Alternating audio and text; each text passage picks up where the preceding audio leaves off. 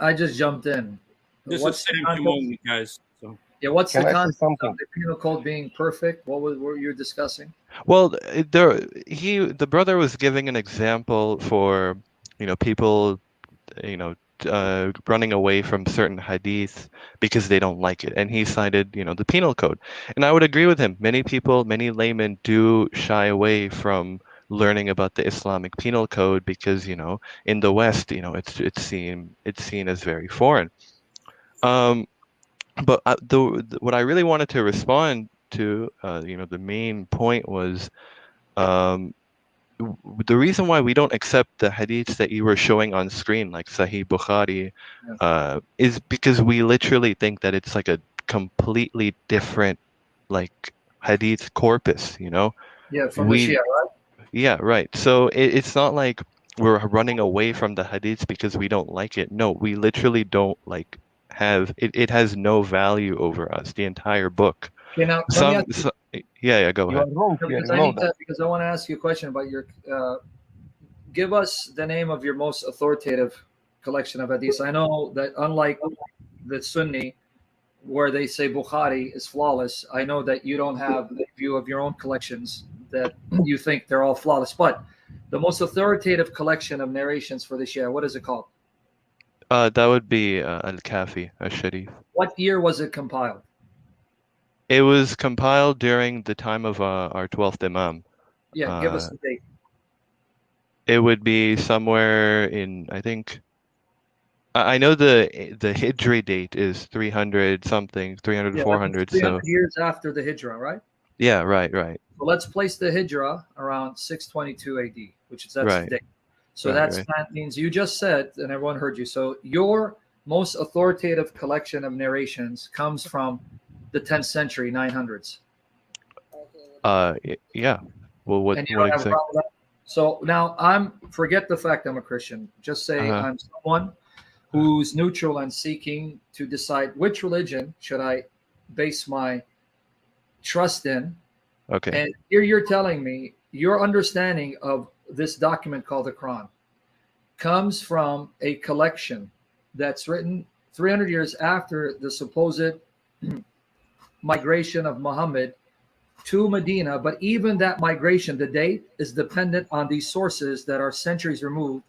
So what sources do you have from the lifetime of your prophet that you can document is from his lifetime that I can look to and trust for its historicity? Because Okay. if that comes 3 years later, ain't going to help me. I understand. I'll answer that. So the Prophet, he said that he left behind two weighty things. How do you know he said that? This is known as a mutawatir hadith. There are more than 100 chains. Okay, Frank, before I'm not trying to cut you off. Yeah. This mutawatir chain. Yeah. You just begged the question. You didn't answer my question. So let's cut to the chase. You're now quoting to me a source that comes 300 years later, where it's multiply attested 300 years later. What I'm asking is, show me from the reported time of your prophet that he said this, not from a document or documents where you have multiple people coming centuries later telling you this is what they heard, the generation before them and the generation before them, generation. What evidence do you have from the 7th century your prophet said this? Well, the hadiths that are narrated in Al-Kafi don't all go are not, they don't all go back to the prophet. They go back to the Imams. The majority of the hadiths are from our Imams, and the Imams are direct descendants from the prophet. Everything they say, it's from prove what? You keep begging the question. Prove to me that these Imams are the descendants of Ali by first showing me that Ali existed in the 7th century and married Fatima, not from later sources, but from the first century Hijri. I'm still waiting for this. You keep begging the question. Al-Kafi is a compilation of hadith. It's when did it come again? When did it come? It doesn't matter. It doesn't matter when it was released. To you, it doesn't matter. To us, it does, because we're not Muslim. We don't share your assumptions. I'm trying to explain that. Prove the validity of your hadith collections that comes 300 years later, that we can trust them to tell us what took place 300 years earlier. So stop begging the question. I'm not a Muslim, so I don't share your assumptions. Prove it. Okay. I'm asking for historical data from the time when your prophet supposedly lived. In fact, how do you know he lived in the 7th century? Okay, so like the brother Anamdar said, he said that the Al-Kafi was compiled during the time of the 12th Imam. That was during the presence of an infallible person to overlook it, right? You believe that, right? I don't think. Yeah, I believe that. I believe that. A fraud. Prove it. See, you keep going back to 300 years later, an Imam that you think is infallible. Not 300 years later. It was in the same time of the publication. It was during the time. It was during the time of the occultation. The Ghaiba. How do you know what time the occultation was? What's your source for it? Where are you getting this? It's the hadith from the Imams, from the deputies of the Imam, the 12th Imam. This hadith that you're reading, when was it written? During his time. During the time of the Imam. We already went over this in the beginning. But your friend here said, no, it's not 300 years later, and I'm going with your dating. It is 300 years later. So this hadith is 300 years after the Hijrah, right? You must understand, we're talking about the Imams. We're not talking about the Prophet. Yeah, but these Imams, the only way you know about them is because of this document that you told me was written down 300 years after the Hijrah. So let's try this again. What source do you have from the 7th century telling me that Muhammad existed in the 7th century, migrated to Medina in 622 AD, and he had a son-in-law, Ali? Give me sources from that time period, not 300 years later. What source do you have?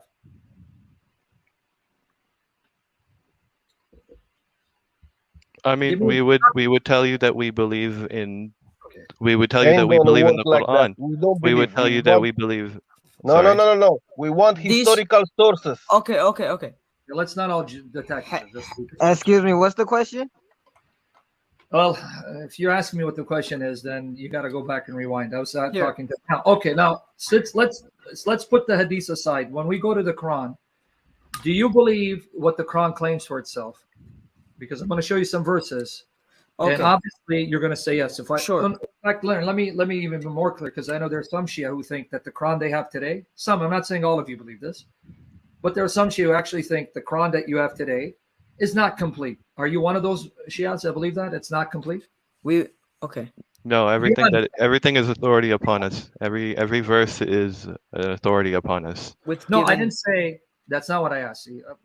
Friends, let's answer the question that's being asked. I didn't say you reject any verse of the Quran. I said, do you think, as some Shia do, and you know there are Shia who think this, the Quran is incomplete? I didn't say that the Quran you have is not binding on you. Do you think it's incomplete? Okay, if I can go first. Personally, I believe that the certain interpretations maybe can only be understood through our Imams. But I think what we have is, what we have. It's you may have minor changes in haraka, right? Like the fataka sardama, but it's complete in vocabulary, words, that sort of thing. But our understanding of it may be incomplete.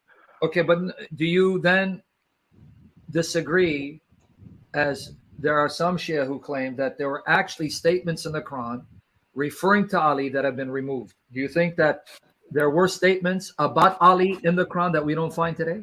Yeah, I can give you an example. Okay, hold on. Wait. Say it slowly. You're saying too fast. Yes, you do agree, because we want to hear you. Okay. Yes, you do agree there were statements about Ali in the Quran that have been removed? Okay. Us Shias, we believe that the tafsir, the understanding of it, is still a part of the Quran in a way.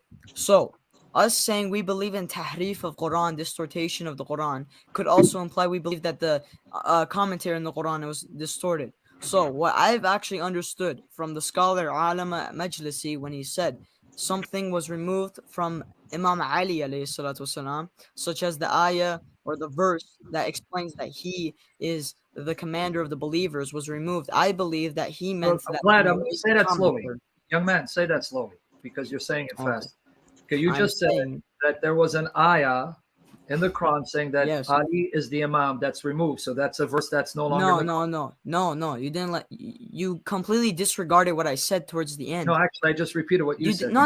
You said You repeated the middle of my Here, statement. just repeat it. Just repeat it. Go ahead, finish it. I said the ayah, Alama Majlisi, he states in his book, one of his books, that an ayah, and by ayah he means tafsir. There was clear tafsir, clear commentary on the Quran for a certain ayah that Imam Ali was supposed to be the caliph. But What this ayah? is tafsir. This is tafsir. It doesn't matter what the ayah is. No, but hold on. You just confuse it. You There's- just no, I listen didn't to yourself confuse it. slowly. I Here, am listening. You just said tafsir of an ayah, but then you said Yes. ayah. So now, Yes, is the like- tafsir the ayah or is it the tafsir of the ayah? If it's the tafsir of the ayah, what ayah? The tafsir can be part of the ayah. Okay, which ayah? Where's I in don't, the I the don't ayah know. you I'm think? a late. Okay. I don't know. I just know that, All right. that Okay, that's the fine. I'm tafsir not is trying to distorted. bother you. Okay, that's fine. Okay, because I have read that there are some Shia that do admit there are verses that specifically mention Ali that have been removed, but that's okay. Let's put that aside. No, we Since still have them. you still have those verses Yes, we do. about Ali Yes, in the Quran, yes. Yes, Show me. there are many verses about Ali Okay, in the show me. Quran. give me a couple. Okay. I'm not. You would like. 33. Okay, read 33. Okay, I'll read the second part of it, which goes along with what I'm saying. Hmm. Verily, Allah intends to keep away from you any impurities of sin, O people of the members, O members of the Prophet's family, and to purify you with thorough purification. See, you just did the very thing I've been asking you to prove. Number one, there it says the Prophet, and it Prophet's says his family. family. Okay, and his family. I'm getting there. Apart from these hadiths, how do you know who this Prophet is, and how do you know who the members of his family are? Can you show me that from the Quran? From the Quran? Yes. Not necessarily. So now, if you're going to tell me that the family of your Prophet means Ali and Fatima and Hassan and Hussein, as opposed to the others, like the Sunnis would argue with you, and I don't care about who's right, that's your debate. What source do you have, and what date is this source that identifies who this Prophet is and who are the members of his family? Give me the date of the source that you're going to appeal to. When was it written? What date? That tells you who this Prophet was and who the members of his family are. The oldest source for this? Yeah, the earliest one you have. Give me the date of it. Kitab Sulaim, and it's earlier than Sahih Bukhari. It came What's out the year? within the first century, 714 AD. Give me the actual source that says it's dated to the 8th century. I'd like to see Okay. that. First century. First century, that's Jesus's time. First century of what? First century Hijri. First century of the Islamic calendar. So that's the 8th century. That's 700s. Okay, yeah. Give me the proof that this manuscript that you have is from that time. Not assertion. Give me the link. Let me see the document. Let me see the actual manuscript, the archaeological data confirming that date. Okay. You want the I need actual proof. I'm not just going to take your word for it. Yeah, I can say anything. So but what would be the requirements of the proof that you're asking? that the manuscript you have has been dated conclusively to the 8th century, because you don't have any manuscript from the 8th century. You have manuscripts that are from the 10th, 11th, 12th centuries. But you just said you have it from the 8th century. Show it to me. I'd like to see it. Could I just say one thing? I just want to ask. I haven't. Khadam Naki. We don't know who you are. Could you just introduce yourself? Yes, I'm a Shia Muslim as well, and I'm a Pakistani. Okay, good. Well, that's interesting. Pakistani Shia. Okay, I mean, well, yeah, there are Shias everywhere, but usually isn't Pakistani predominantly Sunni? Yes, they are. Okay, man. I know that when there's Sunni majority, and anyway, forget it. We have the same problem. Okay, coming back to the issue. What I'm trying to get at here is, here's the point, so you see where I'm going with this. When it comes to Bukhari and Muslim, you question their validity, because not only are they late, but they are compiled by Sunnis. And I'm trying to show you that if you're consistent, Bukhari is questionable because there's stuff in it that are not reliable. Even though the Sunnis say that Bukhari rigorously authenticated the hadiths, so they're completely reliable, you still reject that because one of the arguments you would use if you're consistent is, well, Bukhari's too late, meaning he comes over 200 years after reported death of Muhammad, for us to trust that everything he narrated is completely authentic. And we're saying exactly the same problem we have with your sources that are just as late, if not later. So why should we trust your sources that are just as late, if not later? Okay. We also have another concept of hadith. I actually wanted to tell you while we were speaking about Al-Kafi. A lot of some of our hadith, I don't know about a lot, but I know there is a hadith that are verbally transmitted, orally transmitted. For example, a man says, I heard from my father, who heard from his father, who heard from his father, who heard from his cousin. We have those like names in that chain. That was their names are in there in chains. Where do you find their names? Where do you find their names? Yeah, how do you know X said to Y, who said to Z? Where did you get that? Because it's all orally transmitted. For example, let's start off with the first chain transmitter. The first, where do you all the way get on the that top. First chain? How do you know if it's oral? How do you know X? Well, you're not, because I want to know the list of names. Where did you find it? You mean it's floating in space somewhere? No, so every hadith comes with a sanad. Sanad, I know. Yeah, and that sanad is written where? That's what I'm trying to get him to say. It's written in that document again that comes 300 years later that you take for granted is authentic. See, you guys don't see. Okay. No, so we have scholars that examine the names written there. Examine, and the names are where? Where they examine? Where do they find these names? They are also orally transmitted. Okay. How do you know it's orally transmitted? Who told you? Oh my God. Yeah. How do you know the Bible is? How do you know the Bible is compiled correctly? How do you know it's not corrupted by Catholic Church? Can I cut in a little? Can I cut in a little? Unlike you guys, we have copies of the biblical books, the New Testament, that are from the start of the 2nd century, and we have the writings of the individuals themselves who were disciples of the apostles, not sources that come 300 to 400 years later. How do you know they're not attributed? Okay, it's all fraudulent. So we're both agnostic. Don't change the subject. Don't change the subject. Now come back to you. See, nice trick. You're trying to change the subject. Come back to your issue. The oral transmitters, their names. How do you know who their names are? Where is it found? Where'd you find this? Biographies. Biographies that are oral or written? Both. Okay. So how do you know these oral biographies are actually ancient? Who told you? Well, this would be mostly the job of Rijal experts. They would check the validity of men existing during the time period, during they would see how they, the period they lived in, their relation to the Imam, right? Okay. How close they were to the Imam. If the guy was never even mentioned at all, if the guy was never even known, we would say that the narrator is unknown, and thus we would call the hadith itself weak. That's the same thing the Sunni, the same way the Sunnis classify hadith. What I'm trying to get you to see is even this information. For example, let's make up some names. I'm just going to make up. Tony said he heard from Joey, who heard from Timmy, who heard from Samuel, who heard from Nathaniel. Okay, now that list that I just gave you, that list of names, where do you get that list of names? You get it in that document. That's what I'm trying to get at. Everything you're telling me about the transmitters is coming from a document that's written hundreds of years later. You're not giving me a document that's within the lifetime of Muhammad. Do you have such a document that's from the lifetime of Muhammad? If you don't, let's now talk about the Quran, because we're not going to accept your hadiths, just like you don't accept all of the Sunni hadiths. So let's at least focus on what the Quran says. Let's not bring outside sources, because at least you and the Sunnis agree regarding the Quran. So let's talk about the Quran, because this hadith, the Sunni hadith, we don't accept Hussein because it's Bukhari. Well, we don't accept your Shia hadith because they're just as late. So let's go back to the Quran.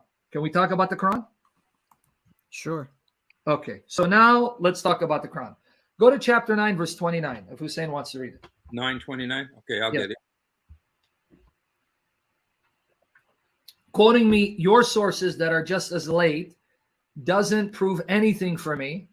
Just like if he quoted Bukhari, which he didn't prove anything for you, because Hussein comes out of a Sunni background, but he quotes Bukhari. Well, we don't accept Bukhari. Yeah, but it's rigorously authenticated. And he's got a sennad, and every person, Rijal in that chain, was thiqqa. He was completely reliable. Oh, well, that's what Bukhari said. See, anyone can play that game. But now let's go to the Quran and discuss what the Quran says, its contents. Chapter 9, verse 29. To be fair, we can back up our claims about why Bukhari is unreliable. And then I can bring a Sunni Muslim who can tell you why. And then we will talk to the Sunni Muslim. It's fine. We will talk to the Sunni Muslim about it. Okay, well, we'll bring him on. I'll bring Shamsi on, and I'll bring Muhammad Hijab. If they want to come on, they can have a discussion with you. But let's go to chapter 9, verse 29, and read what it says. Okay, you want me to read it? Yes, go ahead. Okay, fight those who do not believe in Allah and the last day, nor comply with what Allah and his messenger have forbidden, nor embrace the religion of truth from among those who were given the scripture, until they pay the tax willingly, submitting fully, humbly. Okay, now, according to this passage, why are the Muslims commanded to fight the people of the book? The verse itself. What does the verse say? The reason is 1 minute. 929. You just read it. Why are the Muslims commanded to fight the people of the book? What's the reason given in the verse? Because they went against Allah and his messenger. How did they go against Allah and his messenger? What does the verse say? They didn't believe in them. Thank you. I respect that. So why are they being fought? Because they rejected Allah and his messenger and did not forbid what he forbade, right? Okay. Do you agree? I mean, it's right there, the verse. I mean, you can read in Arabic for us. It's going to say the same thing. Yeah, Do you agree? I agree with this verse. Good. So you're agreeing in front of everyone that the Quran is telling you fight Jews and Christians solely because they don't believe in Muhammad and don't prohibit what Muhammad prohibited. So that means you should be fighting us if you have the military prowess to do so, proving what Hussein had said earlier. No, we don't. Okay, so this verse again. Let's go through the verse again. What are the reasons why Muslims are to fight the people of the book? The verse, without commentary, meaning Kulaini, Kafi, Bukhari. What does it say? Read it for us. Yeah, because they don't believe in the Prophet. Okay, I don't believe in your Prophet. So if you have the upper hand and you have enough military prowess and you have a bona fide leader, someone that you look to as the leader, an imam, whatever, ayatollah, whatever you want to call him, would he then order you, in light of this verse, to fight me, fight Hussein, fight Emmanuel, because we don't believe in Muhammad, we don't believe all of the Quran, we don't prohibit what he prohibited? Not because we attacked you. The verse doesn't say they attacked you. Nor does it say fight them because they attacked you. It doesn't say that. It says fight them because they don't believe like you. So would you then fight us? Because we don't want to believe in Islam. We don't want to believe in Muhammad. We don't want to believe in Allah. So, a quick question: why are you universalizing this verse? Why should we not read the chapter in its entirety? Why are you universalizing? And show me where it is particularized. Show it to me. Show me where this passage is particularized to a specific time and place. Where does it say that? It says, fight those who do not believe. One. So how's it not? No, but this verse is part of a greater chapter, is it not? Okay, read it. I'm saying you can read the first 28 verses, and it doesn't change the contextual meaning of 29, because I'm aware of what verses 1 to 28 say. But 29 is now speaking about fighting a different group from that mentioned previously from verses 1 to 28. I'm very familiar with the context. So what in this verse makes it particular to a specific people at a specific time, when verses 30 to 31 actually show you the reason why you're fighting them is because of their beliefs? Because in 30, it goes on to say, And the Jews say Uzair is the son of Allah, and the Christians say that the Messiah is the son of Allah. And in this, they imitate the disbelievers of old. How perverse they are, may Allah fight them. So again, if I read 29, 30, and 31, where does it say in that context that the reason why the Muslims are to fight the Jews and Christians is because they've attacked Muslims, as opposed to attack the Jews and Christians for their belief? Read it for me, 29 and 31. Show it to them, Hussein. Okay.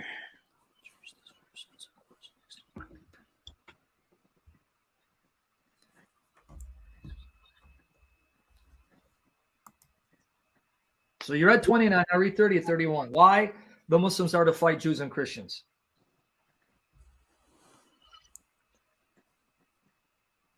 You got it there, Hussein? Read it. Okay. First. Good. Oh, you want me to read it? Okay, Yeah, sorry. I don't want a jinn to read it. Read 30 and 31 for me. Okay. Fight those who do not believe.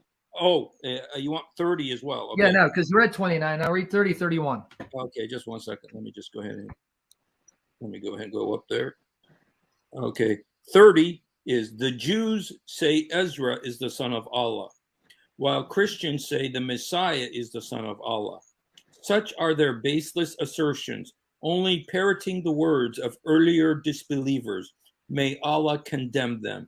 How can they be deluded from the truth? And then 31? They have taken their rabbis and monks as well as the Messiah, the son of Mary, as lords besides Allah.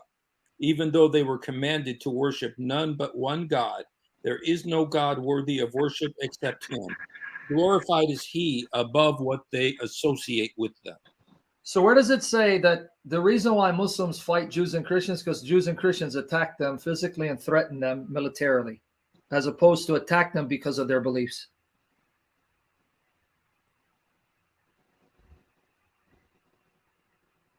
So as you're thinking about it, if right now your leader, that the Shia all agree, can lead them to battle, says, go and fight the Jews and Christians because of their perverse beliefs, would you join them and would you be okay with it? So you're asking me if my imam, my infallible imam, commanded me to, would I do that? Yeah. Yeah, I would. Okay, thank you. Now, you're honest and I respect that. Now, when you attack me, does the Quran then allow you, and I hope you're going to be honest in answering this, and I think you are because you're not ashamed of your religion. Now, let's say your infallible imam says, okay, go and attack these people in America because of their beliefs. Then you take my women folk captive, even married ones. Do you agree, per chapter 4, verse 24 of the Quran, Surat An-Nisa, that means you can then take my women folk, whether it's my mother or my wife or my daughter, and have sex with them because now they're your property, according to chapter 4, verse 24. That's yeah. Say it. Wait. Yeah, what? Say it. Yeah, I believe we can take right-hand possessions. Good. See, now I respect you because you're not ashamed. You just admit in front of everyone that if your infallible imam says, go fight the Jews and Christians because of their belief, not that they attacked you, because of their belief, you would do it, and then you would take my wife or my mother or daughter, and you can have sex with them because you can have right-hand possessions. I'm glad you admit that. So you just admit, even a married woman, you would take her and you'd have sex with her. Excellent. And you see why we despise your religion? Because you just admit you would take my wife and you would have sex with her, committing adultery, and also this would be called rape because no sane woman who's been taken captive would gladly have sex with her captor, especially when her husband's alive. So thank you. This is why we despise your religion. Okay, but the same thing is in the Bible. What's your point? Our Bible's corrupt, right? Why are you worried about No, I didn't say it's corrupt. I asked you if you believe, if you want to apply your logic to this. In fact, no, actually, no. My Bible does not allow anyone to take a married woman and rape her. Do you want me to answer you? Deuteronomy 21, 10 to 14 shows your Quran pales in comparison, because in Deuteronomy 21, 10 to 14, a revelation given 2,200 years before Muhammad, it says, when you are fighting and there's a captive woman, You are to marry her. You don't take her and rape her and then sell her off. You give her the status of a wife, and if you divorce her, you let her go. You cannot sell her. This command was given 2,200 years before your Quran, showing this command is much more morally superior to your Quran. So keep my Bible out of it. Deal with your past. Are you going to allow me to refer back to the Hadith, or are we still putting the... What Hadith? The one that comes, the Hadith. If I give you Bukhari, can I give you Bukhari? Well, I want to refer back to my... Okay, listen. You brought me up a Quran verse, and I want to use what's hujjah, what's an authority over me to answer your question about this Quranic verse. What's authority over me is a Sunni hadith, like Sunan Abu Dawud 2150, that tells me that this ayah was given at the Battle of Autas. Does the Shia hadith agree? This was an ayah given in the context of the battle at Autas, where they were married. I don't know about the specific battle, but I do know when it comes to the fiqh and the rulings about right-hand possessions, it's about the woman's consent. Where does it say in the Quran the woman has to consent when you own her? I told you it's the fiqh ruling behind it. Can you? I would love to see, even though I don't accept your Shia tradition, I want you to show me a Shia tradition on chapter 4, verse 24 that says the woman you've taken captive, you must get her consent to have sex with her. Yeah. Because, show it to me. Give it to me. This falls.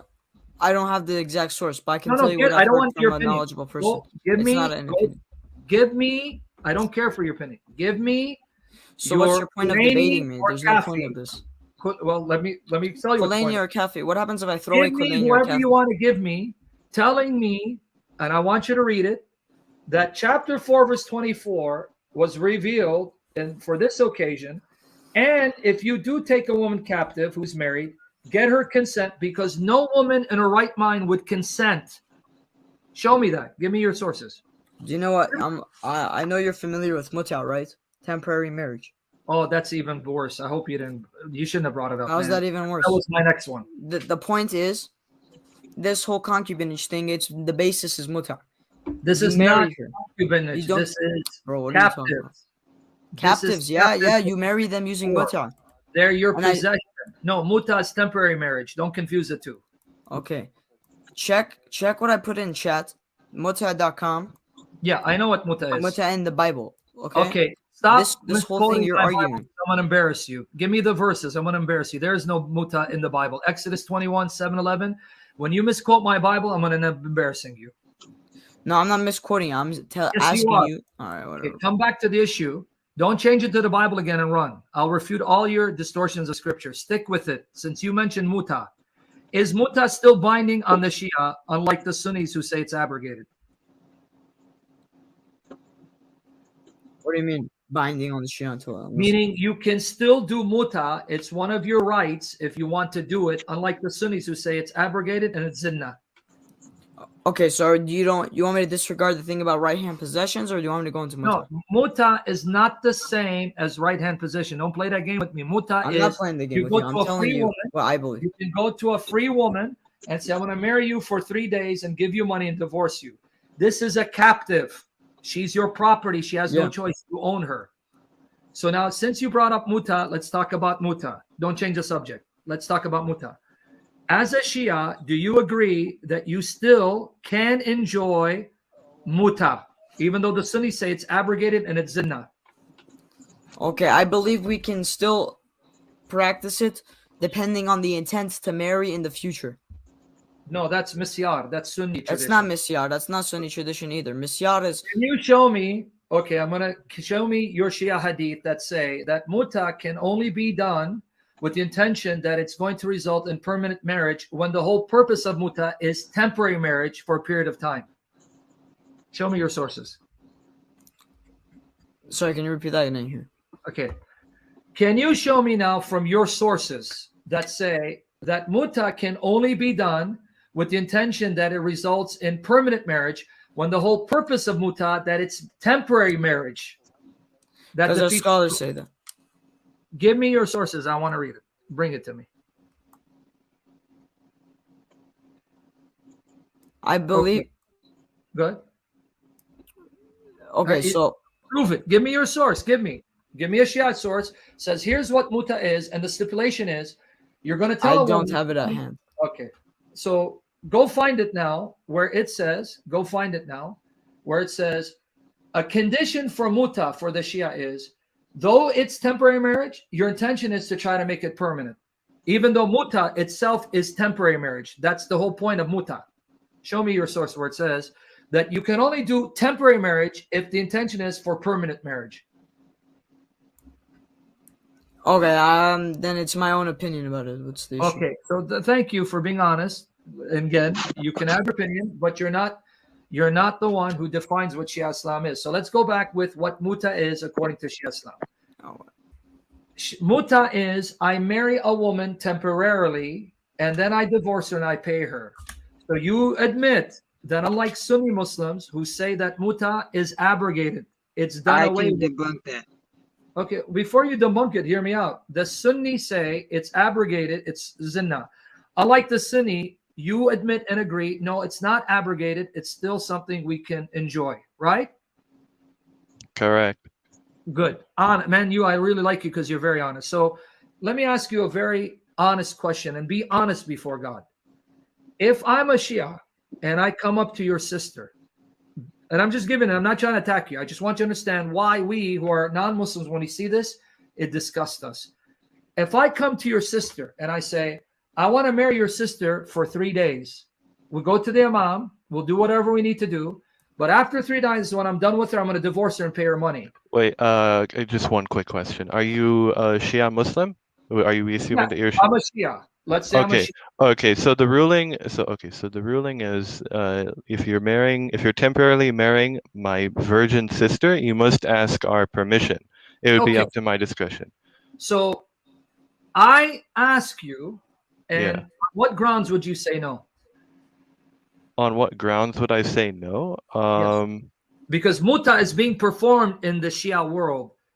So obviously there are people who are saying yes. So let's not play the game that everyone says no. So let's assume I go to a Shia family and I say to them, I'm going to marry your sister for 3 days and then I'm going to divorce her and pay her. And they say yes.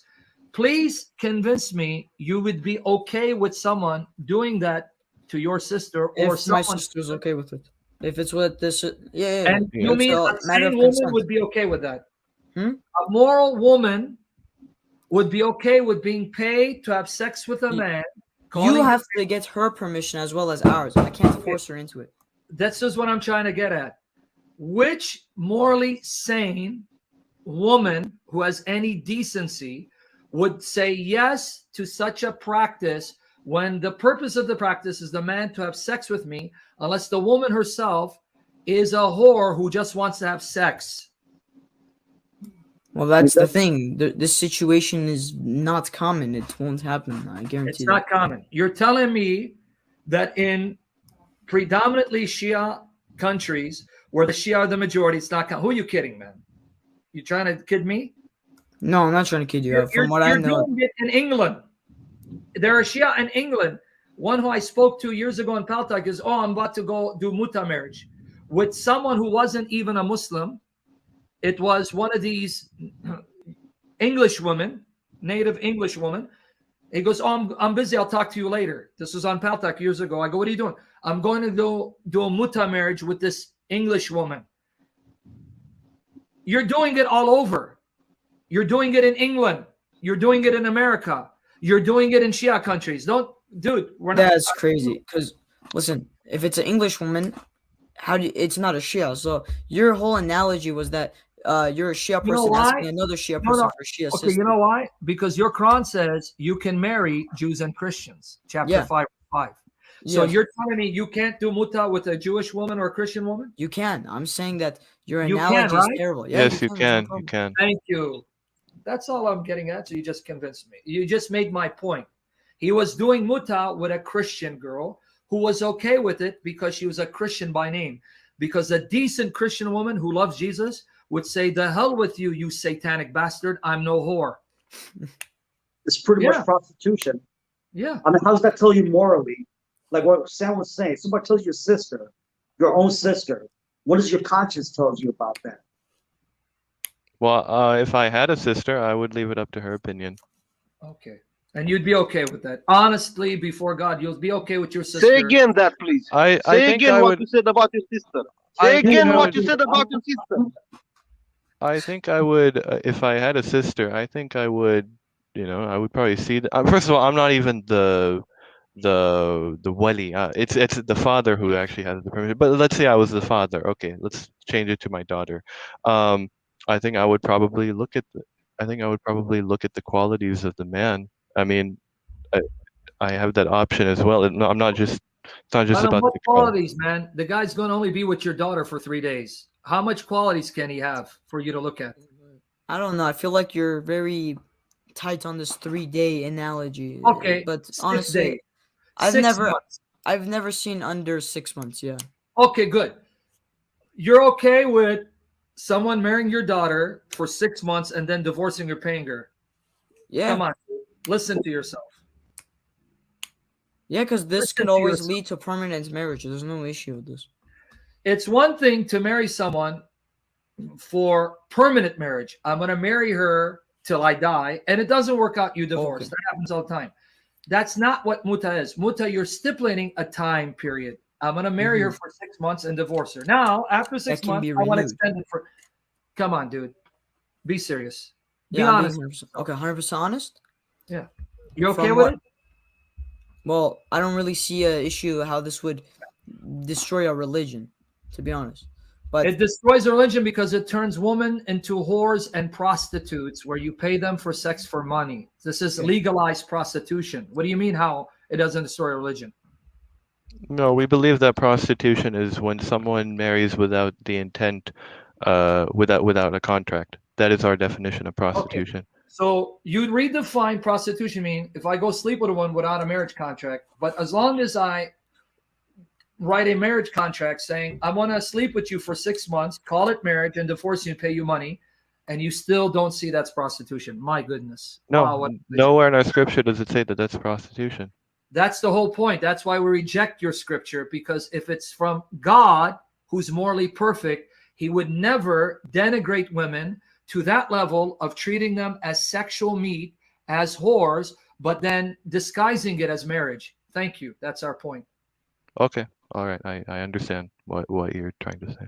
All right. So now, the real issue, I mean, if you come down to it, I don't know what you guys were discussing, but the real issue comes down to, why would I want to follow Muhammad when I have Jesus, when even in your Quran, Jesus is superior to Muhammad? And I don't believe the Jesus of the Quran is the real Jesus, but you believe it's the real Jesus. Why would I want to follow him when I have the example of Jesus, who's morally superior and greater and better than Muhammad could ever be? well, because you believe he's God. And No, even if I don't believe I don't in know. God, I feel even like if he's a man, even if he's just a man, Mhm. even as a man, he's morally superior and better than your prophet, not just from my scripture, from your own Quran, because you believe the Jesus of the Quran is the real Jesus. Well, am I convincing myself or am I convincing you as a Christian? Now, I mean, obviously you want to get us to become Muslim, and especially Shia Muslim. Why No. would I want to follow Muhammad? Well, our job here isn't to make you guys Shias. It's to clean up misconceptions about all Muslims. For example, the reason I came is because Brother Hosseini was talking about fathas and pronunciation of the Quran. Okay. So that's the Well, I whole know reason you I came. only follow one harf. You only follow one harf. That's you, Shia. What do you mean one harf? Oh, we follow. Okay, so we choose the Hafs qira'ah, but we don't believe it's perfect. We believe that. Good. I'm glad you're saying this. It's on record. So you just said we follow Hafs, but you don't believe it's perfect. So you just admit you don't have a perfect Quran. Yeah, what's wrong with admitting that we don't have a perfect Quran? Oh, so you do admit that, because when I said I admit that. earlier, The Sunnis also say this. The Sunnis believe there's missing Quranic verses. No, they don't. I agree with you. Sunni Muslim, we were always taught it was perfect. That's what I was taught. No, you didn't. You didn't read the missing we verse agree about with stoning and. No, we agree with you that the Sunni sources say the Quran is corrupt, missing parts. But Sunnis are taught, and we can play them, the Quran is perfect, every jot, every tittle, nothing missing, perfectly preserved, unlike the Bible corrupt. Okay. But you are Muslims and saying, no, there's no perfect Quran. But then earlier I just said that. I said so. The only thing perfect is the message of the Quran, which is the message of God to humanity. We don't believe the book is perfect because, firstly, the chapters and some might even say the verses are not in order. That's one thing. What's this on the screen? Oh yeah, I don't know. Yeah. Sorry. But yeah, So, we don't believe the Quran is perfect. You're talking about hafs. We're not talking about chapters and verses. We're talking about the hafs reading of the message. Is the message that you find transmitted by hafs perfect? Well, I'm not knowledgeable. We all we know is, or I don't know about just a layman, but all I know is that there are many nuances to tahrif, distortion, right? What our Imams have told us, right? I don't know if you'll accept this, but what our Imams have told us is that whatever we have, follow that. If you have questions, ask us. That's why many of our Imams give us interpretations of certain verses, right? For example, in Surah Zukhruf, Ayah 4, we believe that this verse refers to a revered figure rather than simply being a noun, right? But we still follow what we have. Yeah, I agree. You follow what you have because you have no choice but to follow it. But what you have, you don't believe is perfect. That's what I was trying to get at earlier, and you just finally admitted it. Well, I said this earlier. I mean, I thought I told this to you earlier. There are many nuances. If I could just say one thing, you guys, I just want to say that I have a friend. His name is Andrew. His name wasn't Andrew before. It was Ahmed. But he was just like you guys, and he was such a zealous Muslim, and his father was an imam, and he was like, yeah, awesome Islam. And then his father married another woman. See, his father was married just to his mother, and then he saw his father marry another woman along with his mother, and he saw how it destroyed his mother.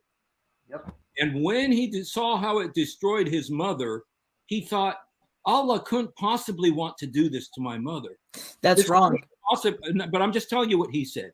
Yeah, he said, I can't believe that Allah would allow this to happen to my mother.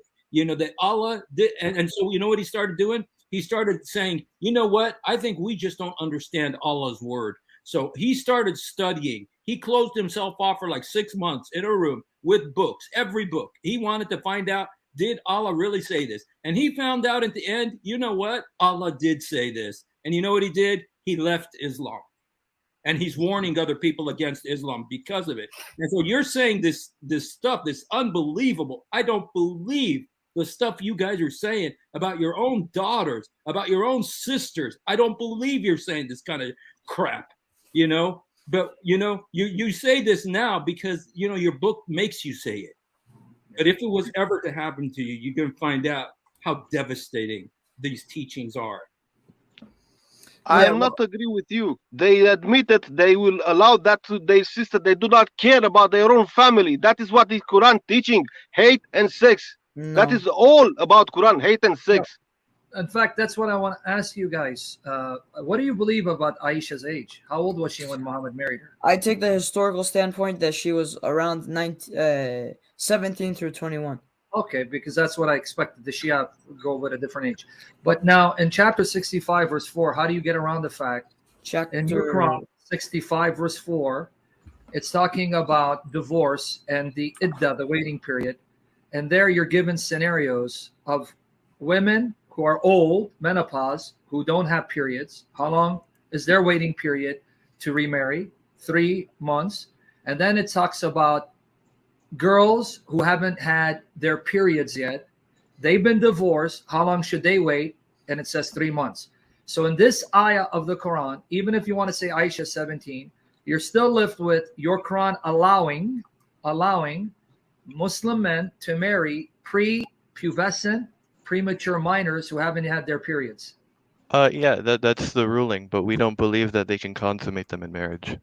Then you didn't follow the verse, because the verse says the iddah, the waiting period of such a young girl, is 3 months, where in 33:49 says if there's no consummation, there is no iddah for the girl.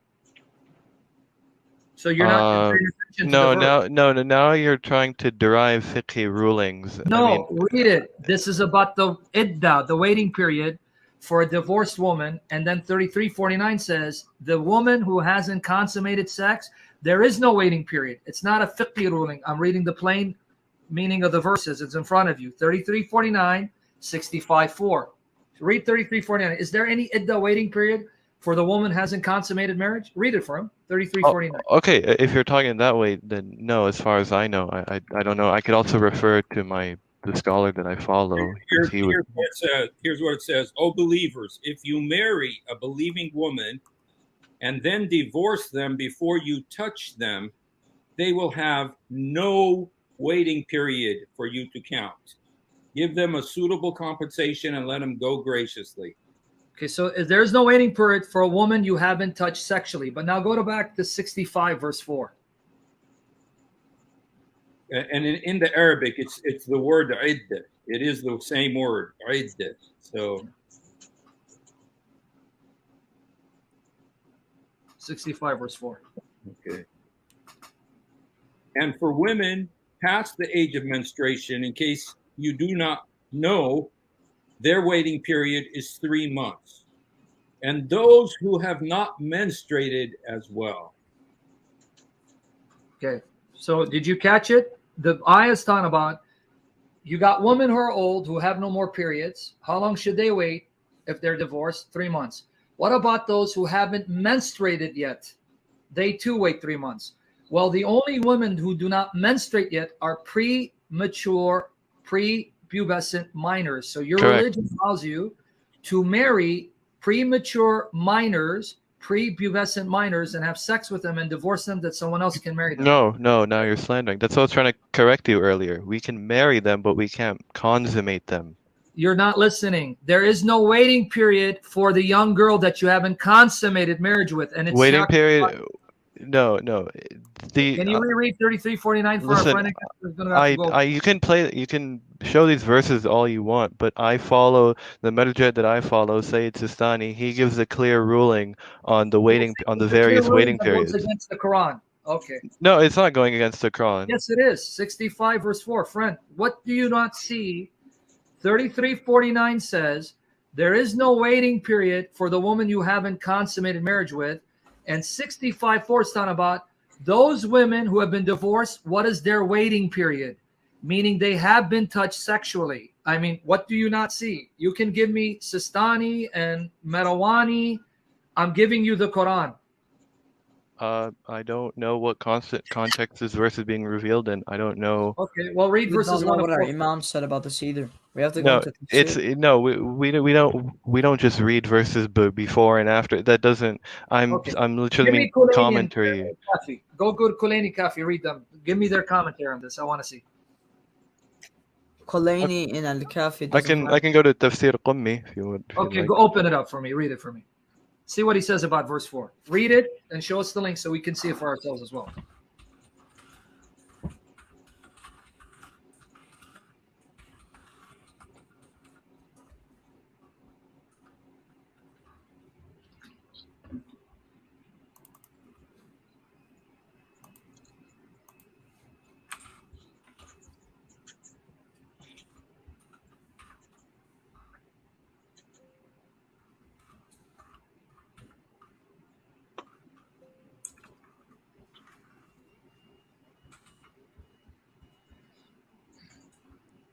By the way, Emmanuel, let me know sometime in February to bring you on to share your testimony.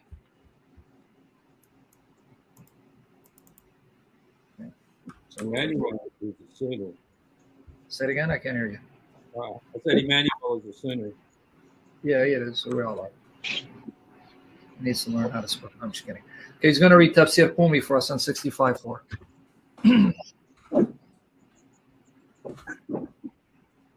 Who's Shah Sayyid, this guy? Who's this guy? Is he a Sunni? He's not as, I think he's a Sunni. But. Oh, okay. Well, no, we don't want the Sunnis and the Shias to go at it. Let's just stick with the Shia for now, and then we can talk to him later. Yeah, just hold on, because I don't want him and the Shia to go at it. You got a Sunni and then they're going to go at it. Oh, don't worry, we won't. No, I'm worried about him starting a debate. We don't want to debate This is not for Sunni and Shia to debate. We can talk to them when we're done here. Shah, are you a Sunni or a Shiite? He's a Sunni. Most of the Shahs, they're mostly Sunni. Okay. Yeah, I don't want. Yeah, well, let's just. He can come on when they're done. Whenever they want to finish, we'll bring him on. We'll talk to him because then we can go to Bukhari and Muslim, and he can't reject them. Yeah, actually, I'm pretty sure me and Alamdar we're in the similar time zone, so we might leave soon. Okay, whenever you guys need to go and come back. Yeah, are you guys having the same? Are you guys gonna do the same thing tomorrow night? Inshallah. God willing. God willing. God willing. Yeah, thank you guys for being good hosts. We really appreciate it. All right. Yeah, guys. I don't want to leave you hanging or anything, but I was looking through Tafsir Qummi, but they didn't have a commentary on the verse. Okay. But Do if me I a find favor. something else, Okay, I know you're gonna fear Allah. Come back tomorrow. See, because I know you're not gonna lie. You're gonna go find me a commentary on 65:4. You're gonna bring the link to us tomorrow, God willing, and shut up. We're gonna see if they agree. These are prepubescent girls who've had sex, which is why they have to have a waiting period, because the Quran is clear. There is no waiting period for those women that you haven't had sex with. So get it for us tomorrow, God willing. We'll be here. Inshallah. All right, me and Alamdar, we will try our best. All right, guys. I will always be here. I will also be here tomorrow. All right, inshallah, we'll see you guys. Yeah, thank you guys for being good hosts. I honestly appreciate the hospitality. May God bless all of you guys. May whatever deity you worship bless you guys. Jazakallah khairan. Barakallah feek. All right. All May the right. Lord Jesus guide you. Take care, guys. You guys have a good night. Okay, now you want to deal with Shah? Saeed? Is that where you want to go? Start getting all these Shiites. I've been begging the Sunnis to come on. I have 14 of them here that I want to get on. None of them come, but all the Shiites. The Shiites are braver than Sunnis, you guys. You see? At least they're honest, man. Hey, I gotta give They're it to very them. respectful, honest, yeah. Anyway, so you want me to stick around with Shah, or do you want me to go back to my? Shah, I sent you an invite. If you want to come on, come on. You can have it out with Sam if you like. Yeah, because I was talking about John 17:3, but I'll wait, and that's good. See, so then if he's not coming on, then what you're gonna do? If you're done, then you're gonna come join me on my stream and listen to me talk about John 17. Okay. Let's see if he comes on. Shah, are you going to come on? I sent you the invite, bro. Yeah. Black Mamba was getting animated. Yeah, see, look, they have no respect for the sisters. How could you? Dude, it's like the stuff they were saying, and I think they're in the West someplace. I'm thinking, Yeah, dude, I'm pretty sure. I hope they could think about what they say. Going back to the Surah 929, I hope they could really just dive and think about what they just said. Is that okay? Even for me, as a Muslim, I was like, this is bothering me. Kill them because they don't believe.